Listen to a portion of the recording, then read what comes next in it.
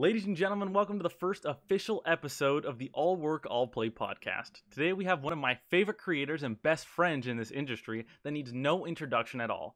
The Prince of Call of Duty Warzone over on Twitch, absolute king of cake on Twitter, and probably the only person that can beat me in an arm wrestling match at TwitchCon, the one and only Cllicks. So baby, I can't meet those standards that you just said. It's not possible. Man, And I never said this, but your voice is wonderful for a podcast. It really is. Thank you, I appreciate it. I don't have the face for, I got the face for radio, as people tell me.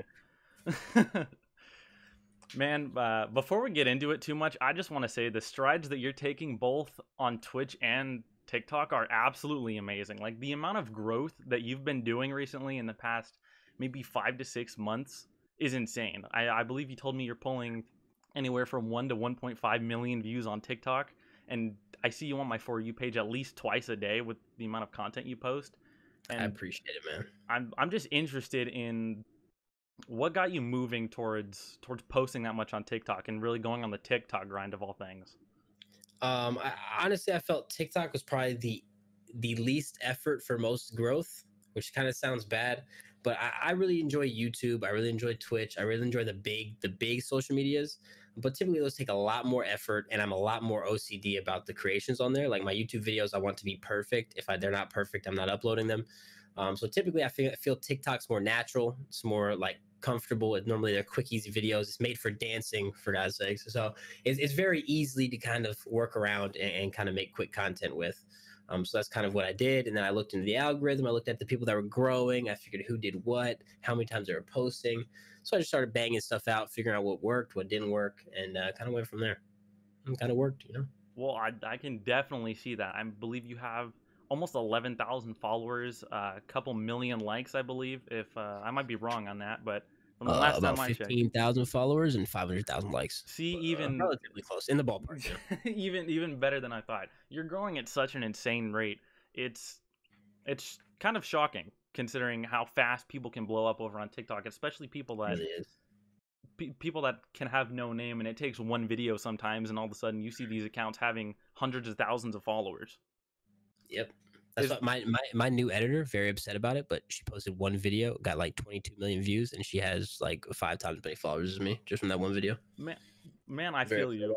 My girlfriend posted one video on TikTok, and she got, I think it was like 20,000 views and like a couple thousand likes. Like, I was like, man. It's always the first one. If it pops off right, it really helps. Yeah, it really helps. It's over from there, man. Have you seen considering, talking about TikTok, have you ever seen much conversion rate from TikTok to Twitter or TikTok to YouTube and Twitch? It's been more to Twitch than anything. The convert in Instagram as well. Typically with the way that people see TikToks, it depends on the content you create. So typically if you're creating content that's really catered to your stream, a lot more people will carry over to the stream. Because it's obvious they're seeing the content from the stream. They enjoy the content from the stream. They're going to go to the stream. But if you're making random content, typically like I do, that I just enjoy making, that's pretty easy to make, they don't follow through as much. But I have seen a good conversion rate overall, better than Instagram, probably equal to Twitter, if not maybe better, just because it's easier to grow on. Again, I haven't done much of YouTube, so I can't speak to that. But in terms of TikTok, I think it's a decent conversion rate if you do it properly. Yeah. Okay. Have you seen any inspirations maybe that you're wanting to create content like, whether it's on TikTok or Twitch? Do you have one big name out there that you're trying to pull from? The big thing in terms of what I want to do isn't really the content; it's more of the community. My content will always be me. So whatever I make, whatever I'm enjoying making at the time, because I've gone from vlogs to Twitch streaming to YouTube, other stuff, gaming content, fitness content, etc. I've gone all over the world. But whatever I enjoy making is what I enjoy making. The community is what I'm going to build it off of. And the number one that I've always said is Nick Merckx. I've seen it from the bottom up from 5 years ago. The family that he's built isn't necessarily a community anymore. It's literally a gigantic family, from the barbecue that he did out there, from the meetups that I've been to, that I've seen him at, from the times that I've seen him from years ago. It's all the same. He's super authentic, great community, great family. And that's kind of what I've built everything off of is build a family is my big thing. That's actually really amazing to hear. I don't think enough people consider their community a family anymore. I mean, of course, you have the diehard fans that people may recognize and may might become friends with sometimes because I've seen that happen a lot. But the family aspect is one of the harder things to get. But I know you Very, very and true. your personality and the way you style your content and even the way you talk to people in chat sometimes is one of the most endearing things that I've seen of a streamer and content creator your size because you are extremely down to earth and genuine, and that is what makes you stand out in my eye. That's what makes you, Clicks or Christian. That's my favorite part about you, if I should say. I appreciate it. 'Cause that's again, that's always been the goal is community. That's why people on TikTok, just we're talking about TikTok. I think that's a flaw that everyone creates on TikTok. Instead of building a community, they tend to just post videos and try to make the most viral content, which can work in some cases. But I know people personally that have 300,000 followers that their videos now are getting 100, 200 views.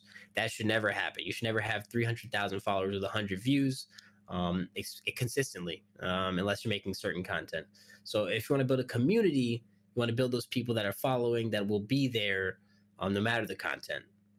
People that are following you for you and not necessarily the content or the game or anything specific. So that's one thing I think people do fail on in terms of TikTok or even YouTube. They just look for viral content as opposed to building that community behind them. Talking about community and really interacting and creating a family, do you find TikTok one of the harder things to do?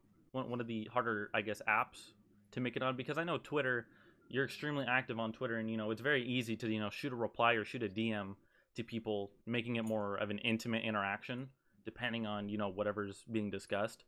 Do you think TikTok is too hard to create a decent community because of the just comment section? I think it is very hard to build a community for one of multitudes of reasons. The amount of content that you post all over the place. Typically, you veer from content to content. You're bouncing around. Nothing's super consistent. Typically, it's the thing that you post a bunch of easy content on. People comment. Some videos go viral, some don't, and it's really hard to focus on like things like responding to certain comments with videos. Responding to all your comments. That's one thing I do. I think I've responded to almost 95% of my comments on TikTok. And there's been videos that I've gotten like 5 or 6,000 comments, and I've responded to all except for maybe a few towards the end that I can't keep track of. I think that's a big thing. But yeah, building a community is so difficult on TikTok. I don't know exactly why. Maybe there's just so many users on TikTok from all over the place. Viral videos go viral, and those people tend to hate. I mean, it's a long, hard process of building an actual community on TikTok. People that I've seen do well, Stanman, if anyone knows who Stanman is, Burger's done really well. People like those guys have done really well at actually building a community around their TikToks. Low, if anyone knows who Low is, those guys are really, really solid in terms of the content they create and building a family around that. Amazing. Well, hopefully, in the coming months, you can keep blowing up on TikTok. You can keep doing your thing and grow more of a community there, and be one of those legendary names that people can use as an example. Because I believe eventually, you're gonna hit that on all platforms. I hope so. I hope so. So to get into the nitty gritty of it, I believe you've been streaming, or you streamed around 3 to 4 years ago. I can't remember, but what really got you into streaming? What made you finally make the decision? What if I go live on this website while I play games? All right. So, like most gamers in general, I've been a gamer all my life. I've always hated school other than basketball. Typically, my process was I wake up, I go to school, I sleep all day in pretty much every single class. I got decent grades because I felt like I was a decently smart human. Um, but then went on to basketball practice, came home, took like a 10-minute nap, and then gamed until like 4 o'clock in the morning. Went to sleep for 3 hours and then continued the process every day. And then on weekends, I'd game all day. So that's kind of what I did. And then when I graduated from high school, I kind of cut that out because I was going to the gym, I was working, college, the whole process. And I came across Nick Merckx when Black Ops 3 came out, and that was my first kind of vision into Twitch. And I was like, oh, this seems like a cool thing. I've got a laptop, a pretty good one at that. I've got a webcam. Let's try it. So that's kind of how it started. Is just I saw Nick Merckx. It looked really cool. He was playing the game. He was having fun. He was enjoying his time. I was like, I got the same stuff. Let me go ahead and try this thing, and I did. And then again, I had hiccups along the way, but I'm sure we'll get there. Of course. Uh, Extremely interesting that a lot of people, at least that I've talked to, always start streaming during school. I mean, I'm one of the people, I started trying to make content in school. So it's interesting to hear that you did it after you already graduated and after you were kind of pushed into the real world. Old man. Well, you don't look the part, at least. So that's the best part. I try to stay youthful. What is the what goes on in your personal life? What's give people more into the world of Cllicks. Who are you? Family life, anything that you might not project onto Twitter or Twitch. Oh, buddy. All right, so we'll start from kind of like the beginning. We'll do like a broad all the way through. So ever since I was young, I was in a military family, bounced around. I was born in Africa, for those that don't know. Pretty cool. So I bounced around there to Texas, to Dubai. I've been all over the place. Landed here and really got into sports. Basketball was the big one. I did some track too. And that's kind of where I kind of grew up, was competing in sports. Had a good time in school. I didn't enjoy it very much. I never knew really what I wanted to do. I think I picked architecture when I was in 7th grade was the goal. And then in 8th grade, I forgot what it was and went to like business and marketing. And then I've been kind of there ever since. Again, my dad was always bouncing around because he had to keep traveling for his job, but he didn't want to pull us because we were all in high school and middle school, and he didn't want to pull us around. So in terms of the house, it's always been me, my mom, really. My brother and sister have always been out and about. College, high school, they were kind of all around. So I kind of built a very great love for my mother. But going all the way through, again, gaming was my savior. Kind of kept me in line, saved me from all the harsh realities of the world. But in terms of overall life, family, everything that I don't really project, I'm very open. I do my best to make sure that everyone knows everything. I never really hide anything. So, but in terms of now, what's going on now, I do a lot. I stream. I'm currently in real estate school. I have a new job starting next month with building movie sets at a movie studio in Atlanta.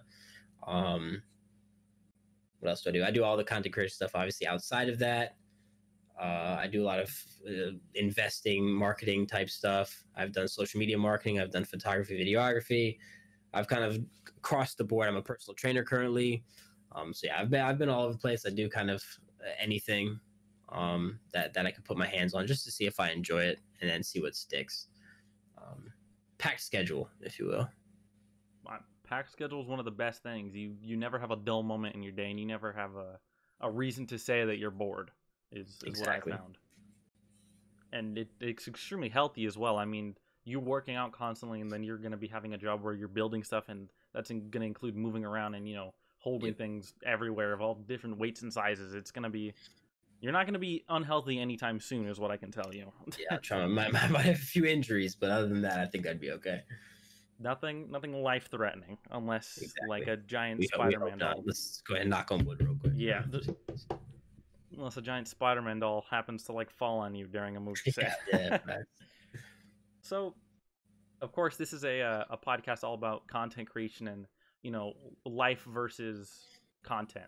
So, to kind of get a start on the subject, what goes into making a Cllicks stream or a Cllicks YouTube video? Tell me the breakdown from thought process to getting it done to the final product and what you look for in a final product. Oof. So in terms of YouTube, I've been a lot pickier than I probably should be, because content is going to be king, and if you're just thinking about content and not producing any, you're losing. So the whole process is, I've always thought that I just don't have enough time in a day to create all my content. So that's why I've always outsourced to editors. I've gone through, I think, like 7 or 8 different editors. But again, I continue to push through just because I want to make sure that content is being created. And if I don't have an editor to, one, push me and yell at me to create content, and two, edit the content and get it back to me in a timely manner, I won't be able to put anything out, just because I have so much other stuff that goes on. So the entire process is typically I look at content. So whether it's YouTube or TikTok, whatever, I'm scrolling through content and taking in content in my field. Obviously, I'm not looking through dancers on TikTok. I'm obviously looking through the gaming stuff. Find stuff that seems like it'd be cool, things that I could recreate, things that I can take from even outside of like gaming TikTok. Say it's like a memeing TikTok, just random funny relationship TikTok. If I can hear a sound that seems like something that I can carry over to gaming and do it my own way, those are typically the best ones. I go through, I find stuff, get up some ideas, and then in terms of content on TikTok, I create them myself because they're pretty easy to do. In terms of gaming content, I get the clips, send them over to the editor, edits them, sends it back, and there's a constant back and forth until I feel like the content is pretty fast paced. Typically, pretty short. I don't want any videos that are way too long. That's kind of just the entire process: is the thought, send it to the editor, put it together. If it's not right, constant back and forth until I get it right, and then post it at whatever time I feel is best. It's kind of the whole shebang. Amazing. Well, I mean, as one of your editors in the past, I can say that the sending back and forth is extremely true. I mean, you are picky about your content, but it's not necessarily a bad thing. Yeah. Quality over quantity is definitely something that some people don't do too much. Because I mean, TikTok is always just the best example of this, because people, blow up on that all the time, and it's so easy to post, a 4-second video on TikTok with like a stupid meme or something, and then people see it. So yeah, for sure. I think this age of content creation is very push content out, get as many eyes as you can on it, and then once you build a following, then put quality into it, because you have people to impress or keep up with.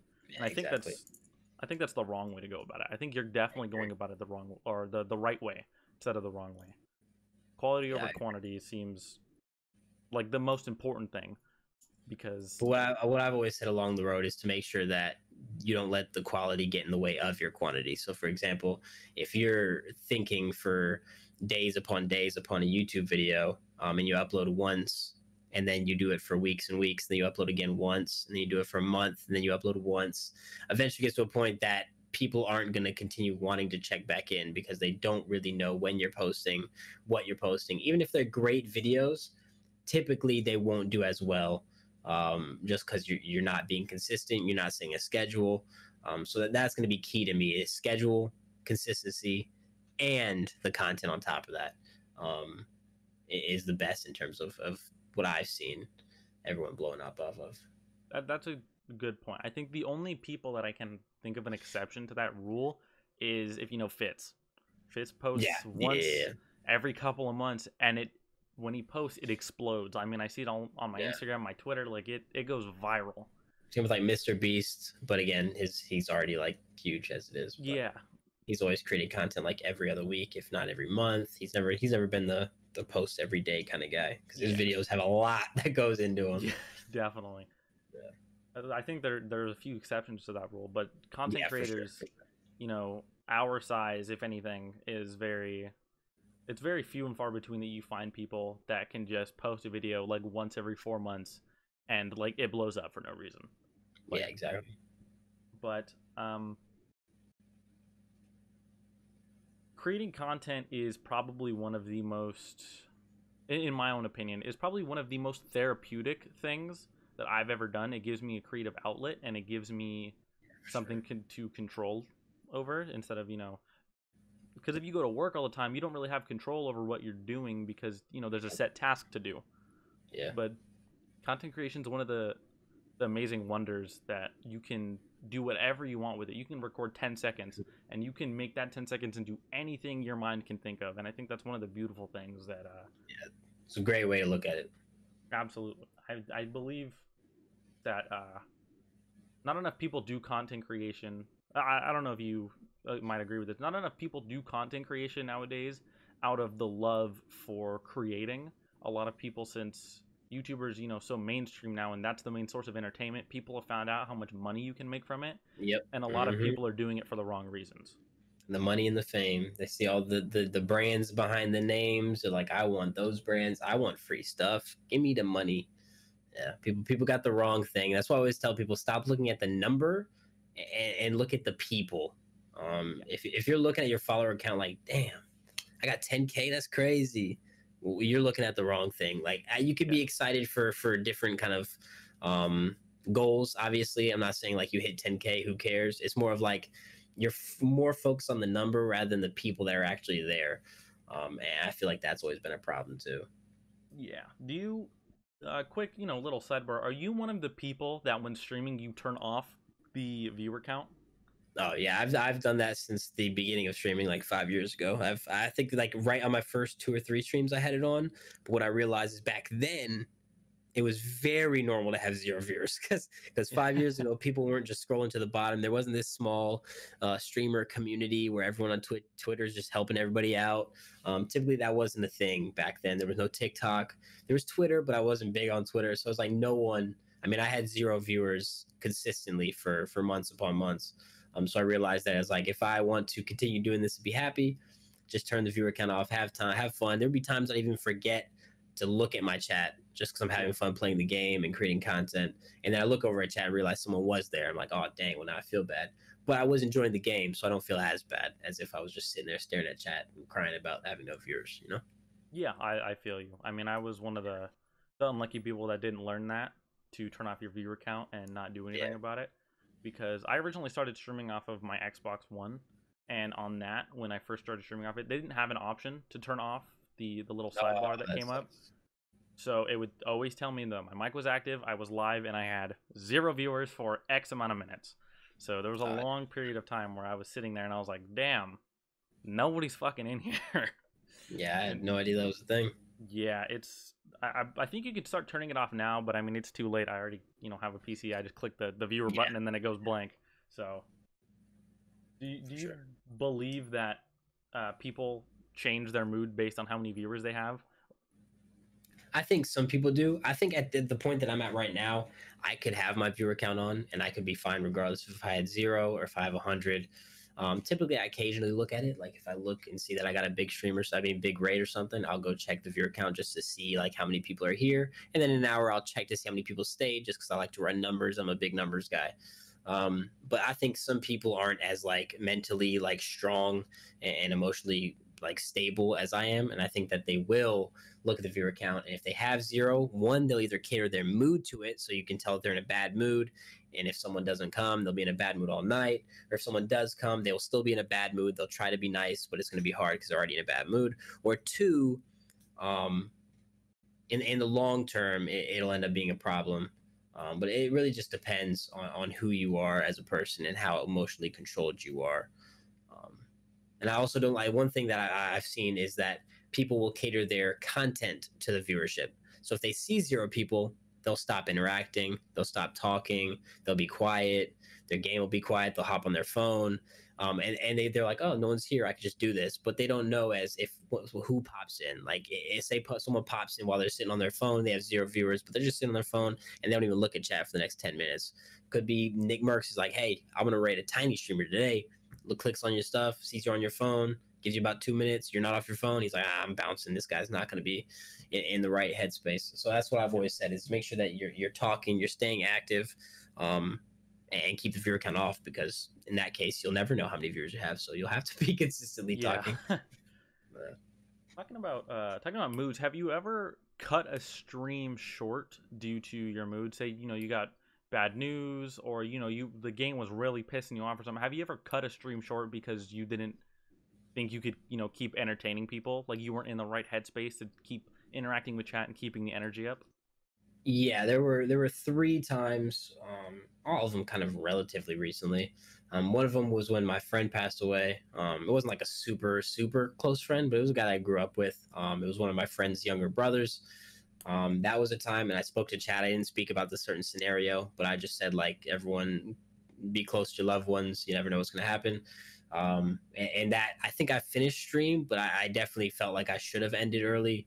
There's another time where someone came in chat, one of my good friends in the community, talking about self-harm and stuff like this and being depressed, and that kind of hit the moods at the beginning. Not saying it's like their fault or anything. Yeah. It's just like I don't feel like if I'm in this headspace that I should be creating content. I think that death ended a tiny bit early, and I don't remember the third. I think it was probably game oriented, where I was just extremely upset with the game. I probably had bad sleep or something. I was just super mad.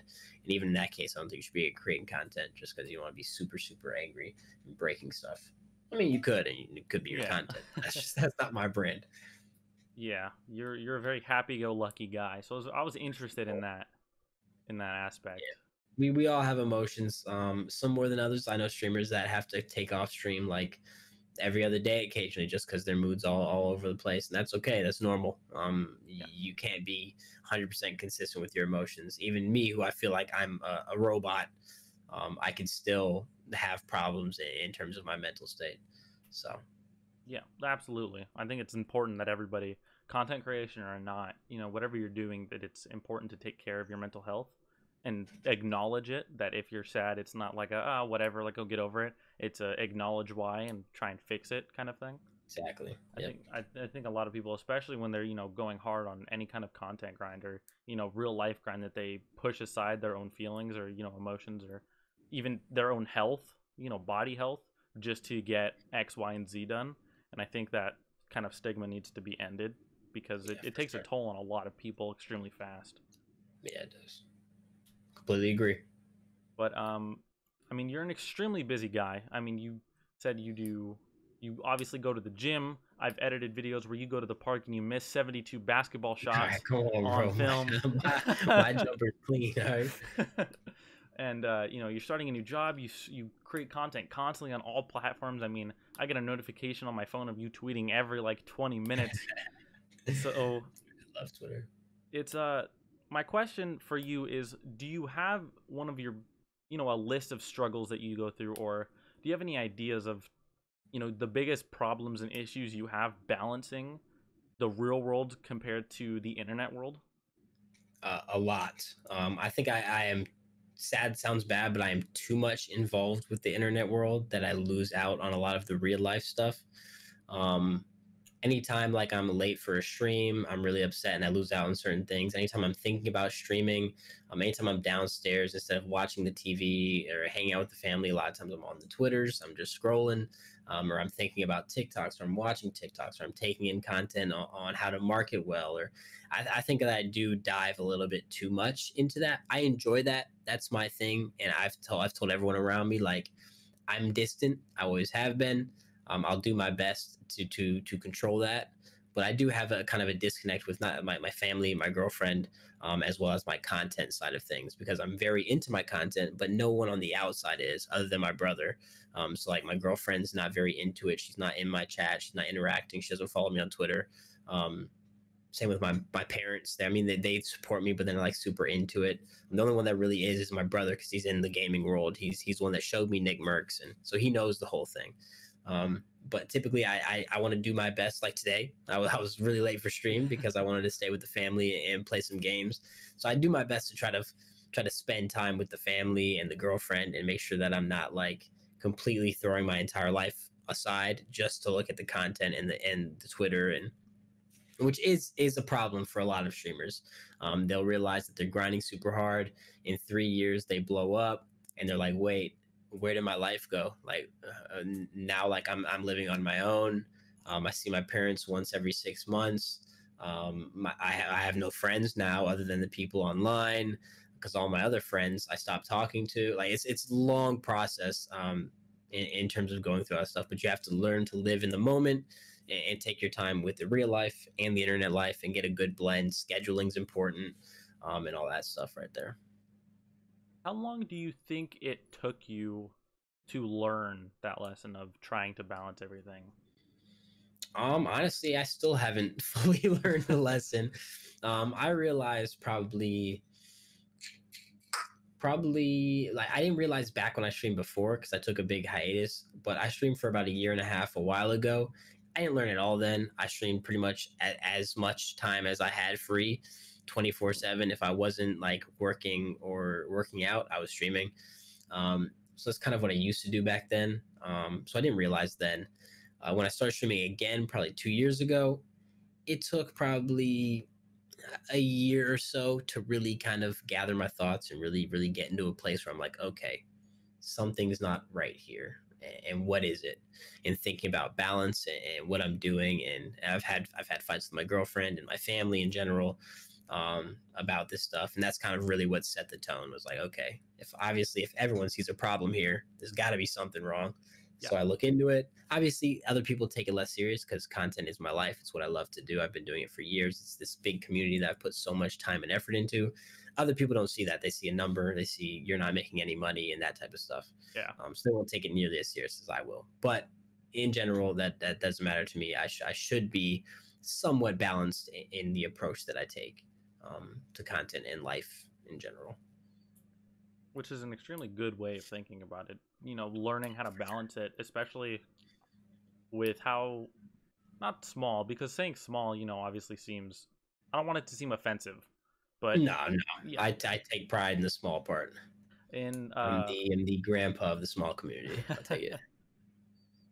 in terms of the small community, learning how to balance life and the real world, so not quickly, obviously, everything takes time, Yeah, but for at sure. the size that you are currently is extremely important, because obviously you could be focusing way more on life and doing real world stuff and worrying about full-time jobs and such, and then doing internet world on the side. But you seem to have a pretty good grip on it, making 50 60 or 50 60, 50 50, or 60 40 some days, some weeks. Yeah, for sure.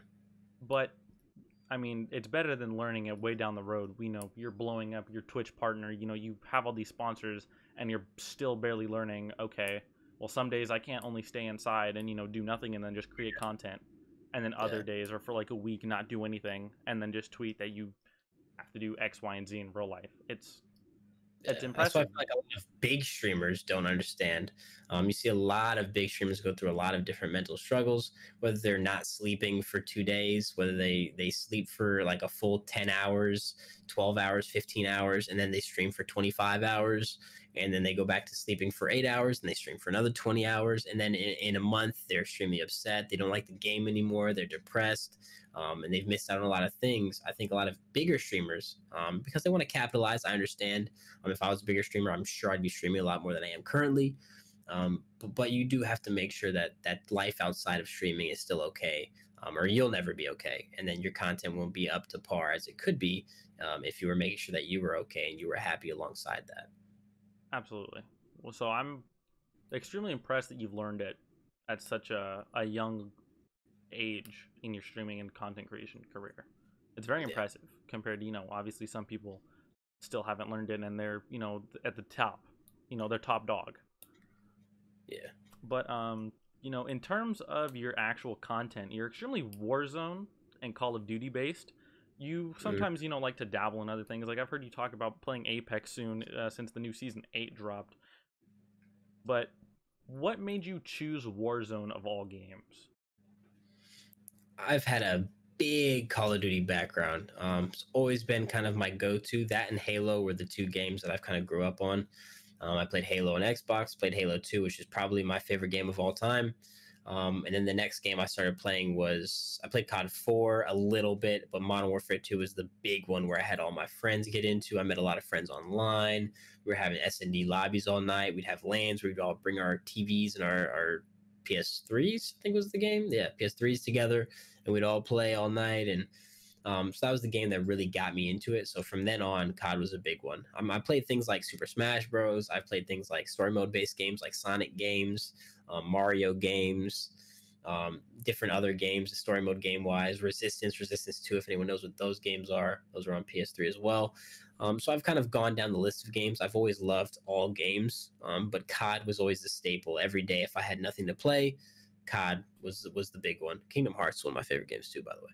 But COD was a big one. So I went through CODs, and then what would happen is like I got to Black Ops 3, which is again my favorite COD of all time. People hate that I say that, but um, I played the heck out of that game. GBs, tourneys, wagers, all kinds of stuff, hours upon hours upon hours.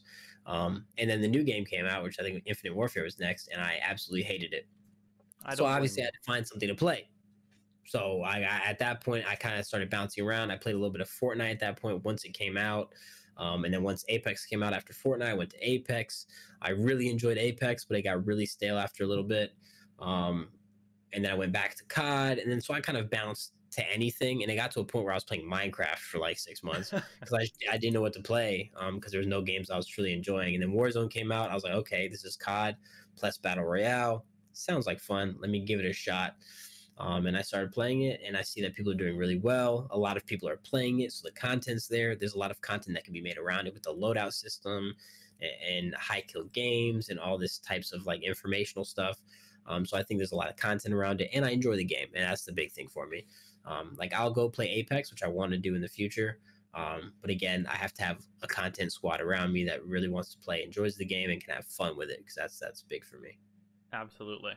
I mean, playing with people that you can't have fun with, or especially if you have two conflicting senses of humor, Yeah, is for sure. extremely not irritating, but it's very awkward because Yeah, you're yeah. kind of stepping on eggshells where it's like, can I make this joke? Will they laugh?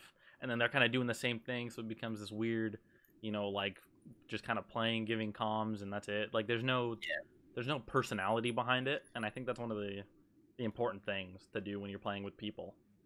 Yeah, I've ran into a lot of problems where like I bring one friend, so I have to find other people, and I eventually find other people, but then my one friend hates those other people, so it's like, oh well, dang, now this is gonna be awkward because now I have to create content for like to both sides, and then one of them's got one muted, so if he's giving comms, I have to give comms back, so it's like a big process.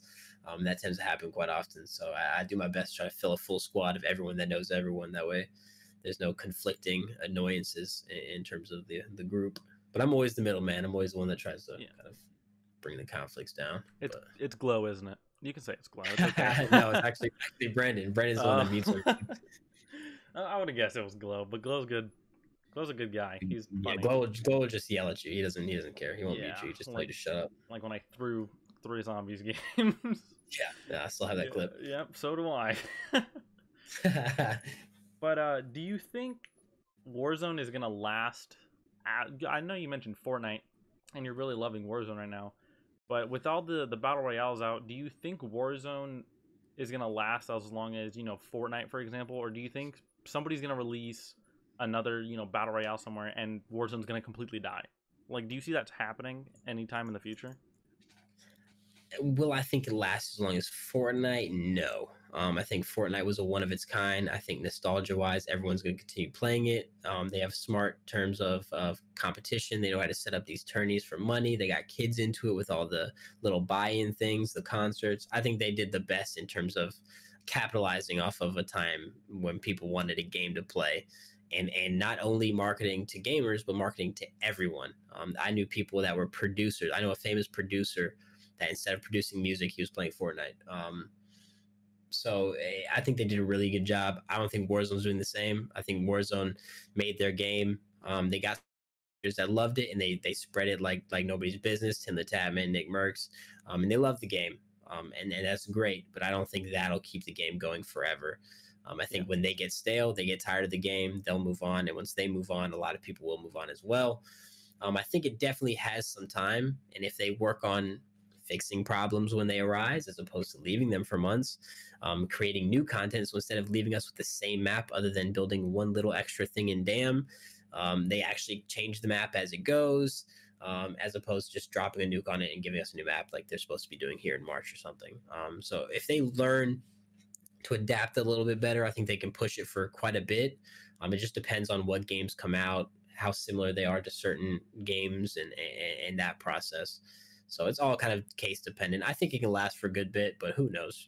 Yeah. Kind of rolling with the punches. I think that's one of the important things that Fortnite did is changing it up constantly. I mean, they were at the beginning when they were taking off, they were adding a new item every week, that people Yeah, could start grabbing, and sometimes it'd be overpowered, sometimes it'd be, extremely stupid, and it'd make for such fun with friends or, for content. It'd be insane. the And helicopters, the jump pads, the exactly. never ending content. All the impulse grenades. I mean, you know how many clips I saw on Twitter when that came out of just blowing Yeah, people off of stuff? Like it's yeah. insane. And Um, that's what I think Apex didn't do well, and that's why they died a bit. I think they're coming back now because everyone's tired of everything else. yeah, But I think they died when they should have been. Because I think to me, Apex is probably the best BR that's ever came out, in my opinion. Overall, and everything that they've done in their competitive style, their competitive nature, I think that is the best BR that has come out. But I just don't think they got the credit they deserve because they came out peak Fortnite and they didn't capitalize. yeah. And I can't fault anyone else for that. But Oh no, absolutely. I mean, the way Apex is structured with I'm especially now doing damage and promoting being aggressive because yeah, you do damage and your shield will upgrade, meaning you'll have more health, which it promotes an aggressive style, which a lot of other BRs don't do. Warzone especially. I mean, with how many buildings are on that map, yeah, it for insinuates sure. camping, especially with the fire breath shotgun. There's a lot of dumb shit. But I mean, even Fortnite did it for a while. Where you'd Yeah. get health for getting kills. It promotes being aggressive. I think Which, it's one thing that they should do is add kind of like a health for kill process. yeah, I don't know if you full shield up. I think that'd be a little bit too much. Maybe like health and a shield, or just full regen health in general.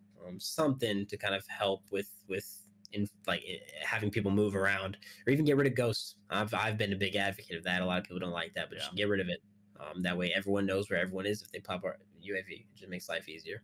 yeah. I know that some perks don't activate in Warzone or Plunder. Like they'll have two different descriptions, and one of them will be Warzone no effect. Like it's literally useless to use, which Yep. which I think would be smart. Just just to change up the Yeah. style. I mean, I didn't play Warzone for maybe 4 or 5 months, and I came back and I was like, the only thing that changed was it's not the ground anymore; it's the Mac 10. But people still, run two loadouts for ghosts and getting all Yeah. their perks. Like Oh, it's same old, same old. That's why a lot of people are saying like just jump it over to black, like the whole Cold War system. Just change everything because yeah, it'll bring it. Everyone will have to change and try. It could die. It's a big risk, but it'll either blow your game up and everyone will love it again, or it'll continue being the same, and you'll just hope to keep creating content and hoping that it works. yeah. Which I think they need some kind of drastic change. I mean, Fortnite every couple of months or every new season when they were starting off, they were adding new POIs, they were adding new items, new changes, they were putting stuff in the vault, taking it out, and then Chapter 2 came along, they completely ripped out the old map, put in a new one, which is just fresh for people. I Yeah, think if they were to port everything over to Cold War, make a whole new Cold War styled map, you use only the Cold War guns, the Cold War perks, I think it'd be interesting and it'd definitely bring back life to the game. yeah, for sure, for sure. As Sorry, long as I derailed you a lot with just that specific gaming talk. No, you're completely fine. But one of the questions that I've been holding on to is I know you rage a lot. I'm not gonna lie, you rage a lot, especially when you lose your gulags, unfortunately. Big facts. And you stream till 2, 3, sometimes 4 in the morning your time. Hmm. Have you ever not gotten in maybe gotten in trouble? I'm not sure. Have you ever gotten put in the doghouse by your girlfriend? Have you ever had somebody walk in and tell you to shut up? Have you ever even gotten a text saying you're loud? You woke me up from my sleep. Way too much to count. My girlfriend works like regular schedule, so she wakes up mad early, sometimes 5, 6 o'clock in the morning, because she goes and works in a hospital. She's like X-ray tech stuff. Um, so a lot of times she'll text me to shut up. A lot of the times I'm not looking at my phone, so I won't see it. She'll call me, she'll text me, call me, text me, and then she'll yell at me the next day. Or there's been times where I forgot to clip it, and I'm really mad about it because I'm sure the VOD's gone now. Where she literally walked in the door and yelled at me for being too loud and told me to shut up. And that was like on stream, and I had the clip. You could see like her hand waving at me. You could hear her voice. I just completely forgot to clip it, so now I'm a little upset that you Man, brought that up because now I forgot that happened. man, But I'm yeah, multiple times. man, that sucks. But Yeah, the sad thing is she's probably the furthest away from me. Everyone else is closer. oh yeah. So if you're waking her up, everybody else in the middle is. Yeah, they're just used to it because I've been doing it for like 10 years. She just moved in like a year ago, so she's not used to it. Oh, gotcha, gotcha. Have you ever thought of buying everybody like earplugs to like go sleep in Yeah, it? I bought my dad some and my mom because my mom hates my dad snoring. So I bought them some, but I haven't made the rounds. Well, might be something to do. be time now. Just in case. But you know, kind of wrapping it up here, circling back to, you know, creating content and such. Do you have any message or advice for younger creators, or, you know, even just newer creators in the industry that are trying to get a foothold on, you know, the entire spectrum of content creation? I could go like a lot, but I'm gonna try my best to keep some concise little informative things. One would be focus on the content and the community, not the number. Um, Two would be learn to market yourself properly. A lot of people think just tweeting that they're live and then going live is marketing. Make sure that you're posting clips, you're interacting with other people on every social, Instagram, Twitter, Facebook, if you want, and do your best to market yourself so that everyone knows your name. Doesn't mean follow for follow. It means interact, find people's content that you enjoy, try to make friends. And if they don't follow you back, that's okay. It happens. Um, Three, start. A lot of smaller creators, a lot of younger people pop in my stream and say, hey, I want to stream, but I don't know what to do. I don't know. I have this, I don't have this, I don't have this. Just start. Your content you will always look back on, and the first piece of content you create will always look terrible to you. All my first 20 30 vlogs that I made were trash. Go back to my end vlogs. I still don't love them, but they're way better than the first 10. Same with my gaming content. Same with my streams. It all just gets better and better as you grow and learn. So one, start. Two, market yourself properly. Three, focus on community and yourself, and not the number. And then balance. Obviously, we talked about that earlier, Yeah. but balance your real life stuff with your content stuff. I think that's very solid advice, especially It's like the big four. yeah, especially not the follow for follow shit. Holy shit. I get too many DMs like, "Are you gonna follow me back?" I'm like, now I'm not. Maybe I might have thought about it, but not now. Don't tweet out that you're unfollowing to 0 and you got a like. Nobody fucking cares. I did that once. I'm not gonna lie to you. I did like Oh, 2 years, man. 2 years ago. I did like 6 months ago. I was like, all right, I'm unfollowing everybody. Like, but my next one was like, hey, I'm unfollowing everyone. Please like if I unfollowed you on accident. That was my main thing. Like, I want to make sure that I didn't unfollow. And there were actually people that were like, hey, yo, you unfollowed me. I was like, oh shoot, so I followed them back. Yeah.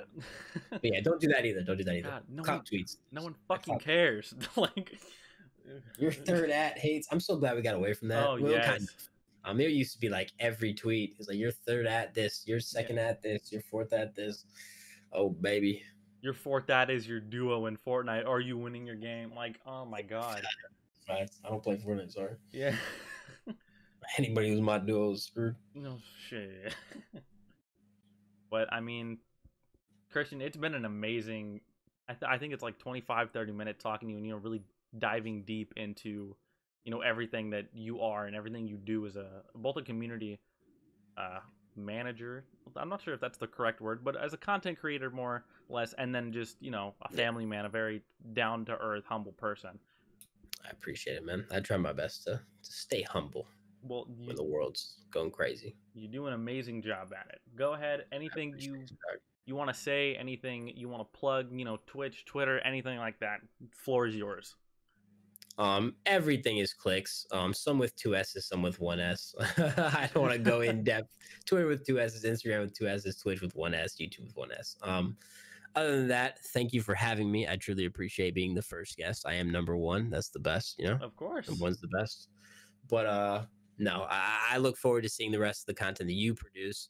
Thank you for having me. I can't wait to see the next few guests. It's going to be great content coming forward. Thank you. I appreciate it. Well, no problem, brother. I don't really know how to end podcasts, so if you're listening and made it this far, thank you very much. All of Christian's links will be in the description if you're watching on YouTube, and he just gave everything. Clicks, 2 L's, 1 S, sometimes 2, all platforms, streams every day, but Friday and Saturday, he doesn't have a schedule. 10 p.m. Eastern to 10 p.m. Eastern to whenever the fuck he feels like it. The facts. And be sure to look out for the next episode whenever I post it, which will probably be soon. Thank you guys very much, and you have a good night.